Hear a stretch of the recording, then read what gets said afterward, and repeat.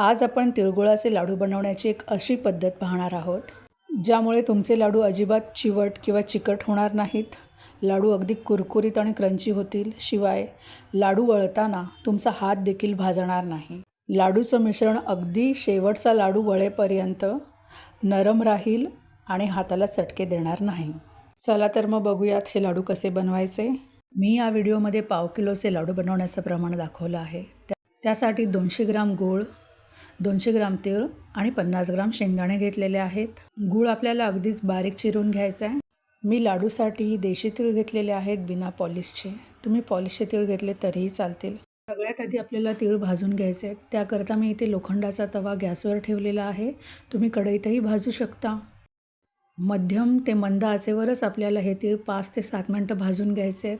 तीळ भाजत आले की ते थोडे फुलतील, त्याचा रंग बदलेल आणि ते तव्यावर उडायला लागतील. 5 मिनटं झालेली आहेत. तिळाचा रंग बदलला आहे. तीळ चांगले फुलले देखील आहेत. आता आपण हे तीळ काढून घेऊयात. तीळ काढून घेतल्यानंतर याच तव्यावर आपल्याला शेंगदाणे भाजून घ्यायचे आहेत. गॅस मंदच ठेवायचा आहे आणि मंद आचेवर हे शेंगदाणे 4 ते 5 मिनटं भाजायचे. शेंगदाणे भाजत आले की त्यांना हलकेसे काळे डाग पडतील आणि ते थोडे तडकतील. शेंगदाणे देखील छान भाजून झालेले आहेत. आता आपण शेंगदाणेही काढून घेऊया आणि गॅस बंद करूयात. शेंगदाणे आणि तीळ दोन्हीही आपल्याला अगदी गार करून घ्यायचे आहेत. आता आपण शेंगदाण्याची सालं काढून ते शेंगदाणे मिक्सरच्या भांड्यात घालूयात आणि त्यासोबत 1 मूठ तीळसुद्धा घालूयात. हे आपल्याला अजिबात बारीक वाटायचं नाही आहे. फक्त एकदाच मिक्सर फिरवायचं आहे आणि बंद करायचं आहे. शेंगदाण्याचे तुकडे असे दिसले पाहिजेत. लाडूची सर्व पूर्वतयारी झालेली आहे. आता आपण गुळाचा पाक करणार आहोत. त्यासाठी गॅसवर एक कढई ठेवू. त्यामध्ये 1 छोटा चमचा तूप घालू आणि तूप अशा रीतीने कढईला लावून घेऊ. यामध्ये जो आपण गूळ चिरून ठेवला होता तो सर्व गूळ घालूयात. गूळ घातल्यानंतर गॅसची आच मध्यमच ठेवायची आहे किंवा स्लो ठेवू शकता, पण अजिबात गॅस फास्ट करायचा नाही आहे. आणि गूळ घातल्यावर त्याला सतत चमचाने हलवत राहायचं आहे, नाहीतर पाक करपेल आणि तळाशी लागेल. हा गुळाचा पाक करताना 2 गोष्टीच आपल्याला लक्षात ठेवायच्या आहेत.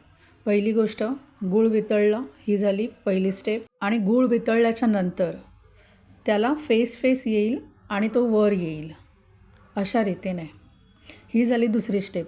एवढंच आपल्याला लक्षात ठेवायचं आहे. याचं कोणतंही आपल्याला ड्रॉप पाण्यामध्ये टाकून गोळी वगैरे चेक नाही करायची. गुळामध्ये असा फेस आला की तो 1 मिनटापर्यंतच आपल्याला हा पाक शिजवायचा. आपल्याला हवा तसा हा पाक तयार झालेला आहे. आता आपण ह्यामध्ये तीळ घालून घेऊ.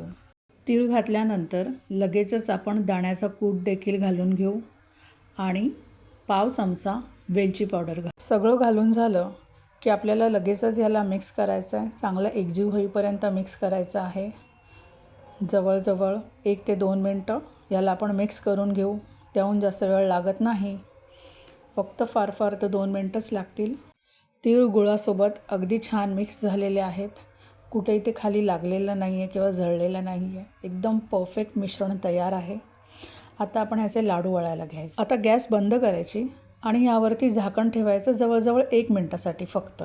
आणि जोपर्यंत आपण झाकण ठेवलेलं आहे ना, तेवढ्या वेळात एका बाजूला गॅस चालू करायचा. त्यावर थोडं पाणी गरम व्हायला ठेवायचं. पाणी गरम करण्यासाठी जे भांडं घ्याल ना, ते एवढ्या मापाचं घ्यायचं की जी मिश्रणाची कढई आहे ती त्यावर राहिली गेली पाहिजे, व्यवस्थित बसली पाहिजे. एका बाजूला पाणी गरम होतं आहे. 1 मिनटं झालेलं आहे. आपण झाकण काढूया आणि ह्यातील 2 चमचे मिश्रण जे आहे ते आपण एका प्लेटमध्ये लाडू बनवण्यासाठी काढून घेऊ. उरलेलं मिश्रण कढईसकट आपण ते पाणी जे तापत ठेवलं आहे त्या टोपावर ठेवून देऊ आणि याला झाकण लावून झाकून ठेवू. पाण्याचा गॅस आधी बंद नाही करायचा आहे, गॅस स्लो करायचा आहे. एका बाजूला हे असंच ठेवायचं आहे आणि दुसऱ्या बाजूला आपण जे थोडंसं मिश्रण काढून घेतलं होतं लाडूसाठी त्याचे पटापट लाडू वळायला घ्यायचे आहेत.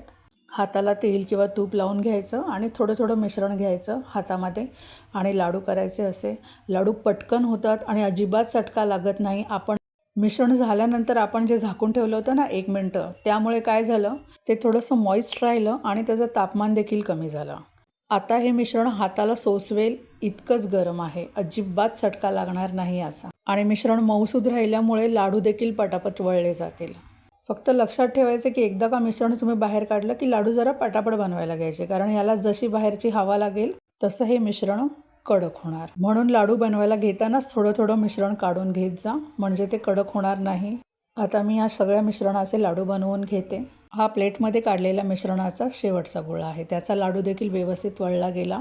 हे मिश्रण संपल्यावर आपण परत मिश्रण थोडंसं ताटात काढून घ्यायचं आणि आता या वेळेला आपण गॅस बंद करायची. आता जास्त गॅस चालू नाही ठेवायचा. आता गॅस बंद करायची. पाणी बऱ्यापैकी तापलेलं आहे. तेवढं तापलेल्या पाण्यामध्ये हे मिश्रण चांगलं मऊ राहील. बघा मी हे हातामध्ये घेतलं आहे. मला अजिबात चटका वगैरे लागत नाही आहे. पण या मिश्रणाचं अगदी सहज लाडू बनतो आहे. इतपत हे मऊ देखील आहे आणि हाताला सोसवेल एवढं गरम देखील आहे. सो अशा रीतीने हे सगळे लाडू आपण आता बनवून घेऊयात. सर्व लाडू बनवून झालेले आहेत आणि ही कढई ज्यामध्ये आपलं मिश्रण होतं तुम्ही पाहू शकता कुठेही जळलेली नाही आहे किंवा करपलेली नाही आहे आणि सगळं मिश्रण व्यवस्थित निघालेलं आहे आणि पाणी अजूनही गरम आहे. गॅस बंद करून देखील. आता लाडूंचा आवाज ऐका. या आवाजावरूनच कळतं आहे हे खूप कुरकुरीत झालेले आहेत. आणखी एक ट्रिक सांगते तुम्हाला. लाडू वळून झाला ना की तो गार करायचा आणि गार झाल्यावर त्याला स्टीलच्या प्लेटवर असा टाकून टाकायचा. जर टर्न करून आवाज झाला म्हणजे तो लाडू कुरकुरीत आहे. आणि जे लाडू कुरकुरीत असतात ना ते वजनाला अगदी हलके असतात आणि जे लाडू चिवट असतात ते वजनाला खूप जास्त जड असतात. आपले लाडू बनवून झालेले आहेत. माझी पद्धत कशी वाटली मला नक्की सांगा आणि या मकर संक्रांतीला तुम्ही देखील हे लाडू बनवून बघा. तुमच्या फॅमिली आणि फ्रेंड्ससोबत एन्जॉय करा. बाय.